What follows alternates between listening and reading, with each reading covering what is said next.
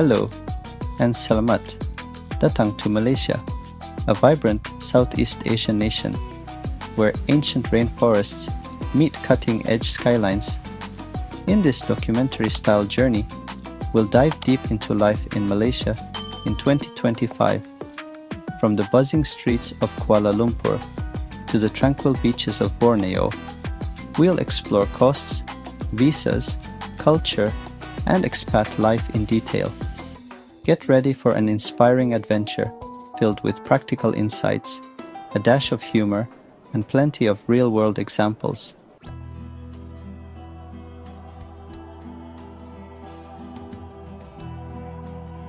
Malaysia is split into two main regions: Peninsular Malaysia, sharing a border with Thailand and across the strait from Singapore, and East Malaysia, on Borneo Island. Together, they form a country of about 33 million people, with an incredibly rich cultural tapestry. The population is a melting pot of ethnic Malays, the majority Chinese, Indians, and numerous indigenous groups. This diversity means multiple languages and religions coexist harmoniously. The official language is Bahasa Malaysia, Malay, but English is widely spoken, especially in cities, alongside Mandarin, Tamil, and many dialects. Malaysia's cultural scene in 2025 is as lively as ever. Islam is the official religion, practiced by roughly 63% of the population, but freedom of religion is enshrined in the constitution. You'll see mosques, temples, and churches all in the same city. Colorful festivals like Hari Raya, Eid al-Fitr, Chinese New Year, Deepavali, and Christmas are celebrated nationwide. Public holidays are plenty. Don't be surprised when cities light up with lanterns for Lunar New Year, or when you're invited to a Malay open house feast after Ramadan. Culturally, Malaysia balances tradition and modernity. Ancient traditions like batik fabric art and silent martial arts thrive, even as K-pop and Starbucks culture have made inroads among the youth. It's a place where you can visit a futuristic mega mall in the morning and a traditional wet market in the afternoon. Geographically, Malaysia is a tropical paradise. Think lush rainforests, towering mountain ranges, and turquoise islands. It's virtually summer year-round.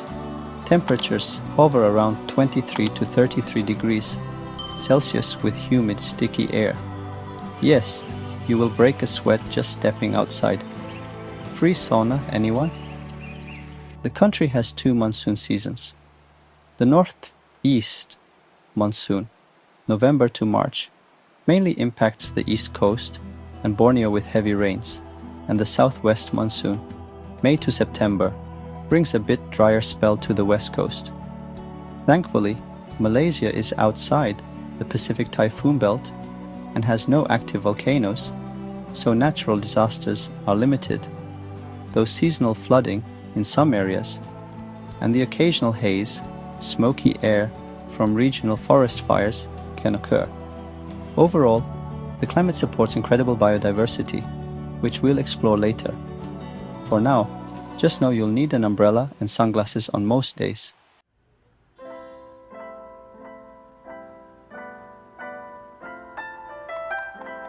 Let's talk money. How affordable is life in Malaysia in 2025? Good news! Malaysia remains surprisingly affordable for the quality of life you get, especially compared to Western countries, but costs do vary by city and lifestyle. Let's break it down. Housing rent is typically the biggest expense. In major cities like Kuala Lumpur or Penang, a one-bedroom apartment in the city center averages around 1,500 to 2,500 ringgit per month, about 320 to 540 US dollars. High-end condos in KL can go up to 3 to 4,000 ringgit if you want that swanky high-rise with a pool. step outside the city center or into smaller towns, and rents drop significantly. It's not uncommon to find a comfy one-bedroom in a smaller city for 800 to 1,200 ringgit. Many expats choose modern condominiums, which often come with amenities like 24/7 security, gyms, and even community BBQ pits. Utilities, electric, water, etc. for a small apartment run about 150 to 250 ringgit a month. Though heavy aircon use can push it higher, you'll need AIC in the tropical heat. High-speed internet is readily available and costs around 100 to 130 ringgit, $25 to $30 per month for a 100 Mbps fiber connection, reliable enough for Netflix binges and Zoom calls alike. Food. Here's where Malaysia really shines. If you love to eat, and who doesn't, you can enjoy everything from street food to fine dining. Groceries for home cooking average 400 to 600 ringgit per month for one person. Local markets are cheap, especially for fresh tropical fruits, veggies, rice and chicken.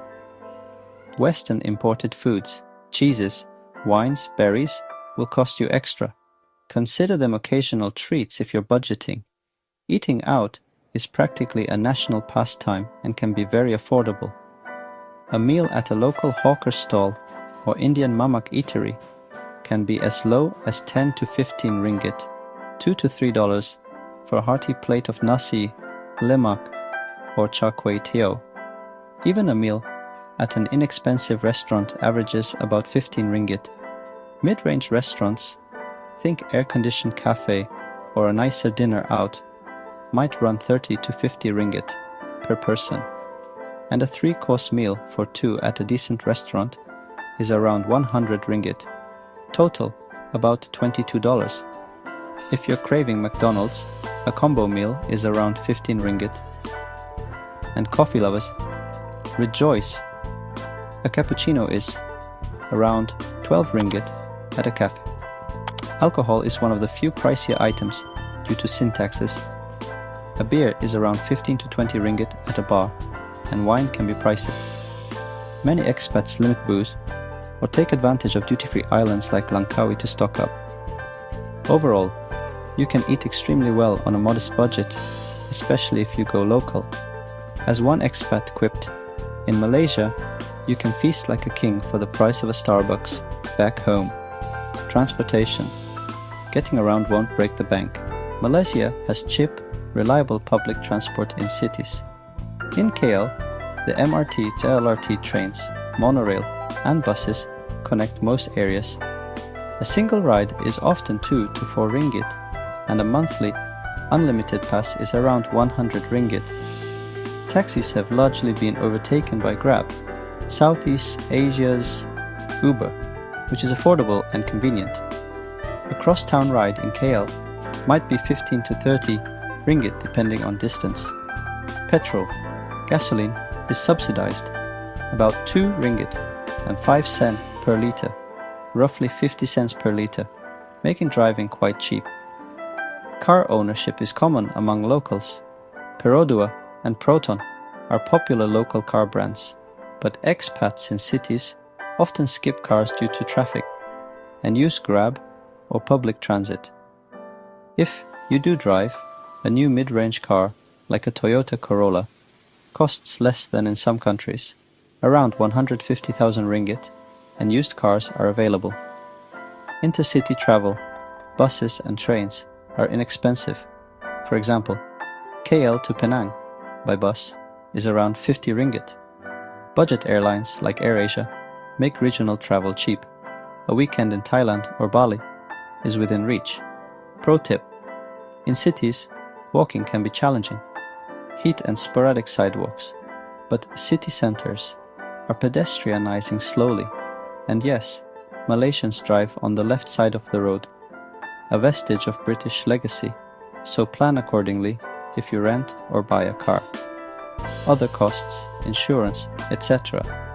Healthcare is detailed later. but note that many expats opt for private health insurance. Local basic medical insurance might be 100 to 300 ringgit per month, depending on coverage, age, and health. International plans cost more but offer worldwide coverage. Mobile phone plans are dirt cheap. For 30 ringgit, $7, you can get plenty of data and calls per month. Entertainment, catching a movie in KL costs about 15 ringgit for a ticket. A fitness club membership might be around 150 ringgit per month, but many condos have free gyms. Utilities like cell phone, streaming subscriptions, gym, etc. altogether might add a couple hundred ringgit to your budget. All in all, a single expat can live comfortably in KL on 4,500 to 6,000 ringgit per month, roughly $1,000 to $1,300 depending on rent and lifestyle, while couples might budget 7,000 ringgit or more. Outside KL, costs drop further. Some expat retirees in Penang or smaller towns report living well on under $1,000 per month by embracing local lifestyle. The affordability is one big reason 86% of expats in KL say their disposable income is enough or more than enough for a comfortable life. A remarkable statistic. Caution. With inflation and currency fluctuations, these figures might nudge up or down. As of 2025, Malaysia's inflation has been mild, around 1.5% in late 2023, so prices are fairly stable. We'll keep our figures in the 2024 to 2025 ballpark.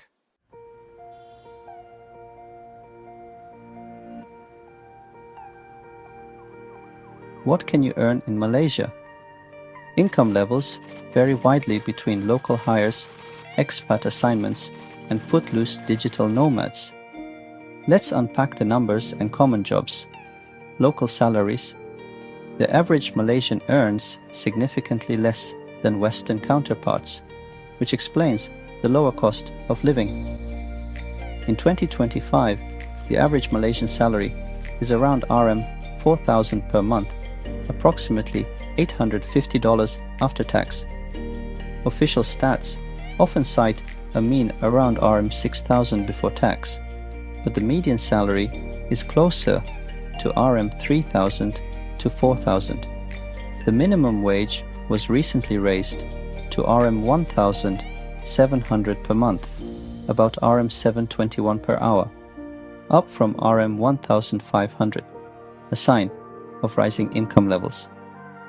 For context, RM 1,700 is only about $370, so many locals still earn modest wages, especially in retail, F&B, or entry-level office jobs.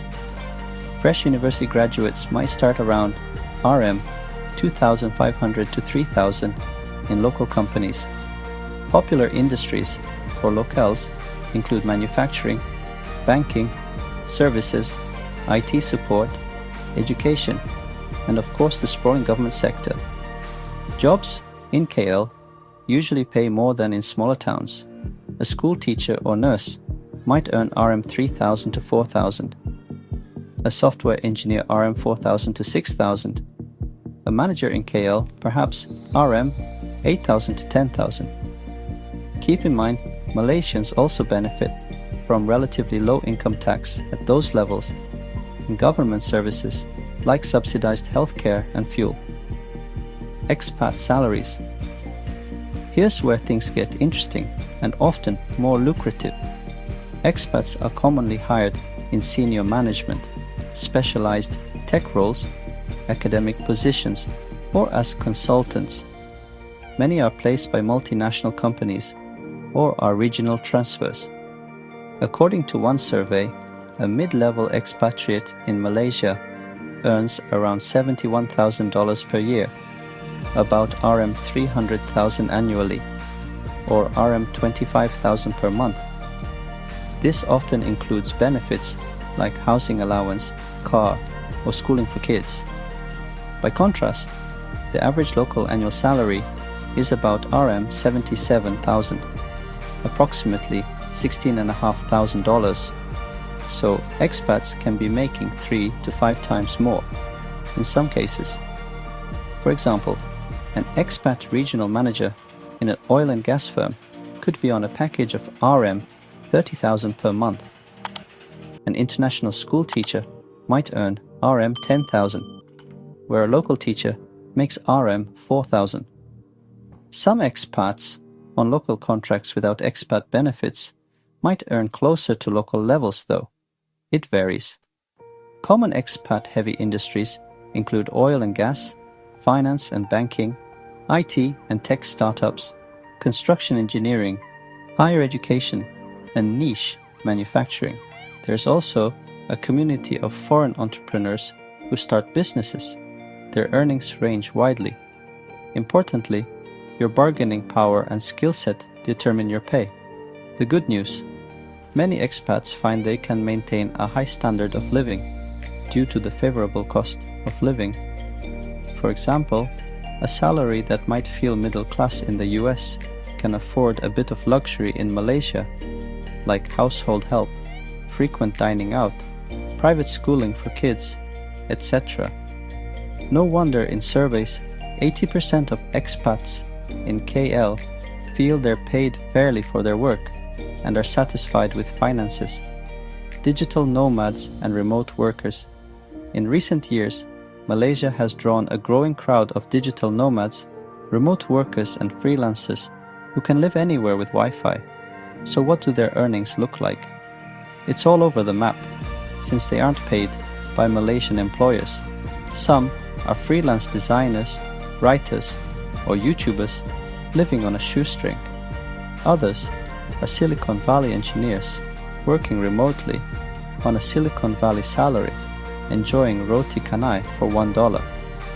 Generally, to qualify for Malaysia's new digital nomad visa, you need to show an income of at least $24,000 per year, about $2,000 per month if you work in tech fields.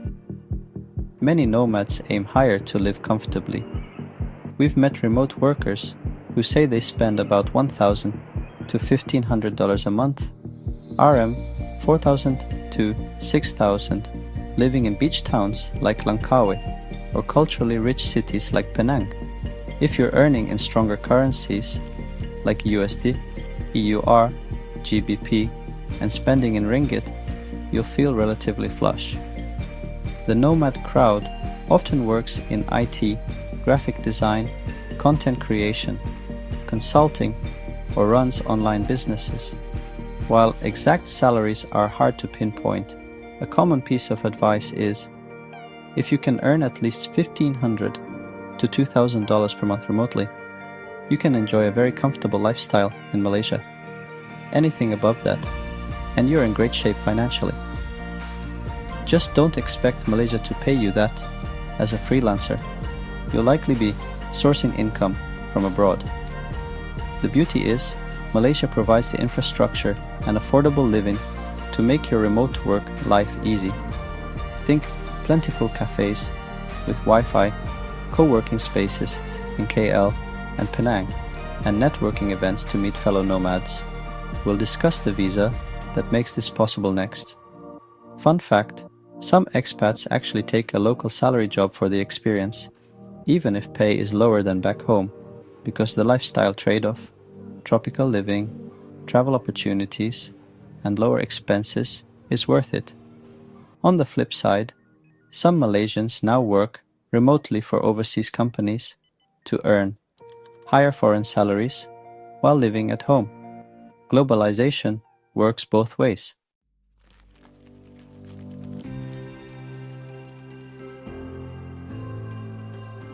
Navigating visas is a big part of planning an expat life. Malaysia offers several pathways to stay from short-term to long-term, each with its own perks and requirements. We'll cover the main options. Tourist visa, social visit pass. Many nationalities get a 90-day entry stamp on arrival. for example, USA, UK, EU, Australia, etc. And some get 30 days. This is great for initial exploration. It's technically a tourist visa. You're not supposed to work. Visa runs, leaving and re-entering, to reset the stay, were common pre-pandemic. But doing this repeatedly is risky, as immigration might suspect you of working illegally.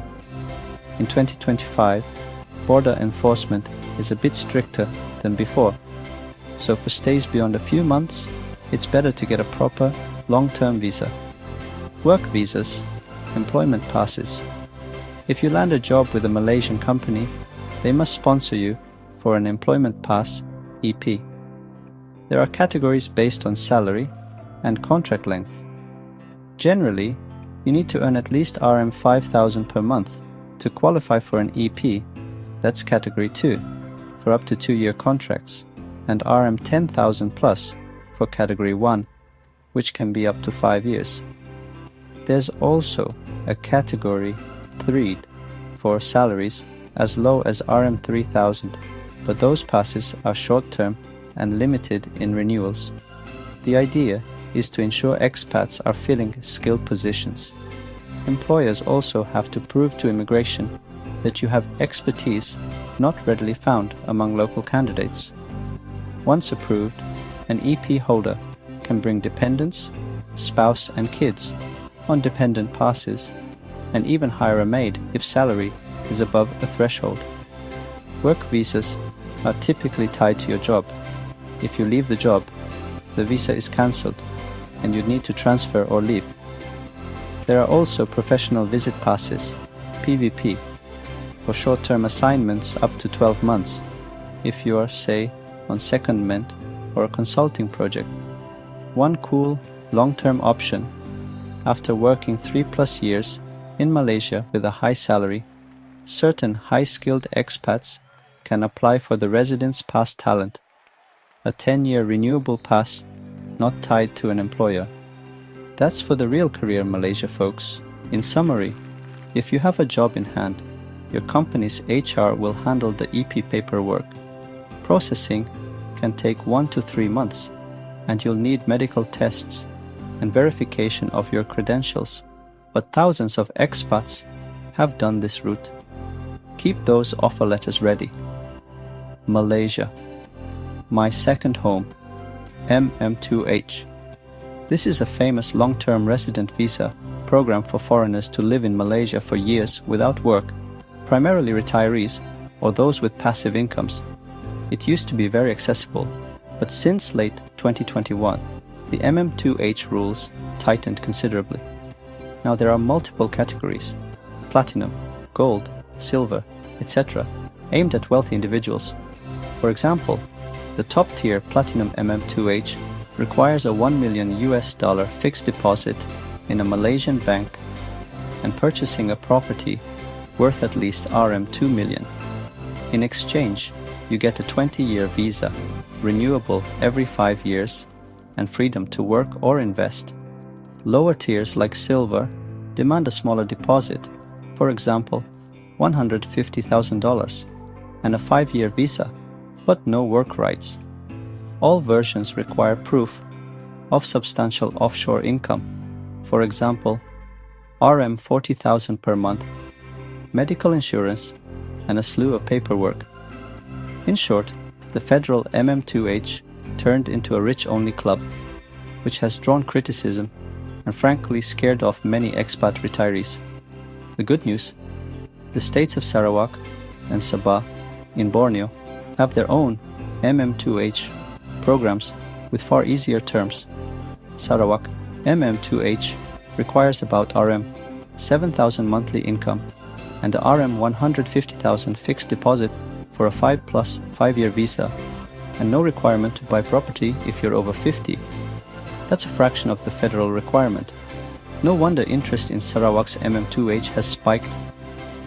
Sabah launched a similar Sabah MM2H with relaxed rules as well. These state programs allow you to live anywhere in Malaysia, despite minor bureaucratic caveats. For example, a 60-year-old British retiree might choose Sarawak's program and live in Penang or KL happily. MM2H visas don't grant citizenship or PR, but they're renewable and give you a lot of freedom to come and go. You can't work on MM2H except possibly run a business or part-time in some cases, but you can invest and own property under certain conditions. Bottom line, MM2H is ideal if you have independent income or pension and want Malaysia as a long-term base. Just be prepared to show the money. If you aren't loaded enough for MM2H, don't fret. The next option might fit the new generation of expats.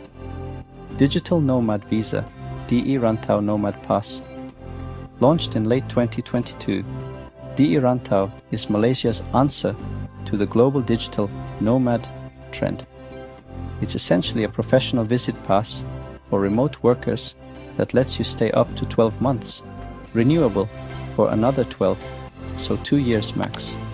To qualify, you must prove you work remotely, freelance, or for an overseas employer and earn above a certain income. Specifically, tech industry remote workers need to show at least $24,000 annual income, about $2,000 per month, while non-tech professionals need $60,000 per year. This distinction was made presumably to focus on digital economy jobs, but later they opened it to other professionals too. You'll need to provide contracts or proof of income for the past 3 months, a letter of good conduct, etc. The application is done online through Malaysia's Digital Economy Corporation, MDEC, and is fairly straightforward. If approved, you get a 1-year Nomad Pass, essentially a multi-entry visa, and you can bring your spouse and children as dependents, as well as bring your parents under certain conditions. Quite generous. The fee is modest, a few hundred ringgit processing fee. On this visa, you must support yourself with your remote income. You're not allowed to take up local employment.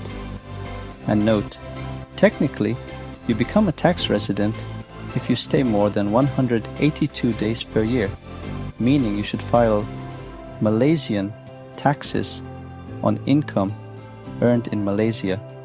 However, foreign-sourced income is currently tax-exempt in Malaysia, and remote earnings often fall under that. This can be a bit of a grey area. Many digital nomads pay taxes in their home country or somewhere else, and not in Malaysia. But it's wise to consult a tax professional. The DE Rantau program also comes with perks like access to certain co-working spaces and a community of nomads. It's a fantastic option if you want to legally stay longer than the tourist visa and work online from Malaysia's cafes or beaches. If you meet the income bar, definitely consider this. It eliminates the limitations of a normal tourist pass, so you can truly settle in for a year or two. Other residency options. There are a few more niche ways to stay. For instance, student visas if you enroll in a Malaysian university or language program, handy for younger expats or those seeking a new degree while living abroad. There's a long-term social visit pass if you marry a Malaysian, spousal visa, or for parents of Malaysian citizens. Permanent residency, PR, in Malaysia is infamously hard to get, usually only after many years of contribution or on a very selective basis. For example, you can apply after 5 years on an EP, but approvals are rare and often tied to those with Malaysian spouse or exceptional talents. There's also a new premium visa program, PVIP, launched to attract wealthy investors. It requires about RM 1 million fixed deposit plus RM 40,000 monthly income and gives a 20-year visa. Think of it like Malaysia's version of a golden visa for high net worth individuals. Only a handful of people are going that route. For most, the option we detail above cover the bases. work visa if you have a job, nomad visa if you work remotely, MM2H if you're retiring or financially independent. In summary, Malaysia is quite welcoming to expats with more visa pathways than many countries. The government actively wants foreign talent and retirees, just either skilled or solvent ones. Always check the latest requirements on official sites since policies do evolve. But the takeaway is, there's likely a visa that fits your situation if you plan properly.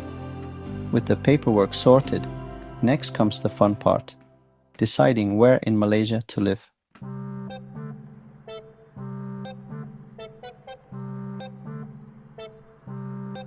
Malaysia offers a range of living environments, from cosmopolitan cities to chill beach towns, so expats can choose what suits their vibe.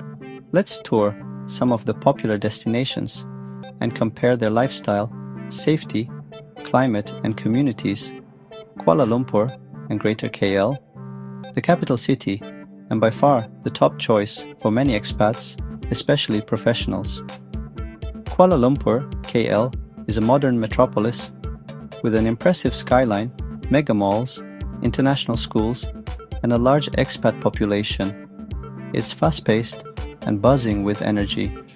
Think New York meets Bangkok, but cleaner and greener. Lifestyle. KL offers the best nightlife in Malaysia, diverse dining from street hawker stalls to fancy rooftop bars, and extensive shopping and entertainment options.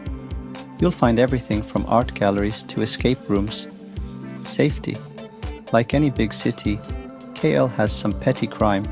Watch out for the occasional purse-snatching motorbike in busy areas, but violent crime is uncommon. It's generally safe to walk, though some neighborhoods are better lit than others. Many expats live in condos with security. By global standards, Malaysia is the 19th safest country in the world, and KL is quite safe if you use city smarts. Climate hot and humid year-round with frequent thunderstorms to cool things off. KL's traffic is legendary. Peak hour jams are no joke, but the expanding metro train network has helped. Community. KL has a huge expat community. There are groups, clubs, sports leagues, social clubs like internations meetups, etc., and neighborhoods popular with expats like Monte Kiara, Bangsar, KLCC area, and Damansara Heights. English is widely spoken, so integration is easy. As a result, 81% of expats in KL report being happy with life there. One recent survey even ranked KL 12th best city globally for expats in 2024, highlighting affordability and friendliness. In short, KL is ideal if you crave city life with all the conveniences and a mix of cultures. It's a very international city. Just be ready for urban living challenges like traffic and the occasional whiff of durian fruit in the markets. Penang, Georgetown. The island of Penang on the northwest coast is often hailed as the foodie capital of Malaysia and a top pick for expat retirees and digital nomads. Its main city, Georgetown, is a UNESCO World Heritage Site known for charming colonial architecture and street art. Lifestyle. Penang offers a more laid-back, artsy vibe compared to KL. Life moves a tad slower. You can wander through colorful heritage streets, enjoy art cafes, and of course indulge in hawker food heaven. Penang's street food is world famous. Char kway teow, asam laksa, and more. There are beaches on the north side, Batu Ferringhi, and a green hill interior for nature hikes. It's modern enough. You have malls, hospitals, and even multinational corporations. Penang has a tech manufacturing sector dubbed the Silicon Valley of the East, but is not as skyscraper-filled as KL. Safety. Very safe, with a tight-knit community feel. Crime is low. You can feel comfortable strolling the heritage zone at night. After some satay. Climate hot and humid like KL. Penang avoids the worst of the monsoon. It has a relatively consistent climate, though September to October can be rainier. Community. Lots of expats here, especially retirees from the US, UK, Australia, Japan, etc. Penang has a reputation as a retirement haven. It used to be the hub for MM2H folks. You'll find expat clubs, volunteer organizations, and frequent social meetups. Many live in areas like Tanjung Bunga, Batu Ferringhi, Gurney Drive, or near the UNESCO Heritage Center if they love culture. Penangjites, locals, are known to be friendly and speak decent English. The local Chinese community often speaks English or Hokkien. One downside: job opportunities for expats are fewer than KL, so Penang is better if you're self-sufficient or remote working. Overall, Penang offers a blend of cultural richness, beachy island life, and modern amenities. It's often described as big enough to have everything, small enough to feel homey. Many expats absolutely love it. Johor Bahru, JB, down south, just across the border from Singapore, lies Johor Bahru. Historically, JB was a gritty border town, but it's transforming fast, thanks to the Iskandar development region. Lifestyle: JB itself is more low-key than KL. It's a mix of local neighborhoods and new development areas. Nusajaya, Iskandar Puteri, is a planned city zone housing Legoland, malls, and upscale residential enclaves, some marketed to Singaporeans. Expats here often work for companies dealing with Singapore or in manufacturing hubs. A big draw is proximity to Singapore. Many expats choose JB to enjoy Malaysia's lower cost of living while working in, or frequently visiting Singapore. Some even commute across the border, though the daily border traffic jams test one's patience. JB has plenty of malls and nature spots like nearby beaches or forests in Desaru and Kota Tinggi. Safety: JB used to have a reputation for crime, for example, robberies or car.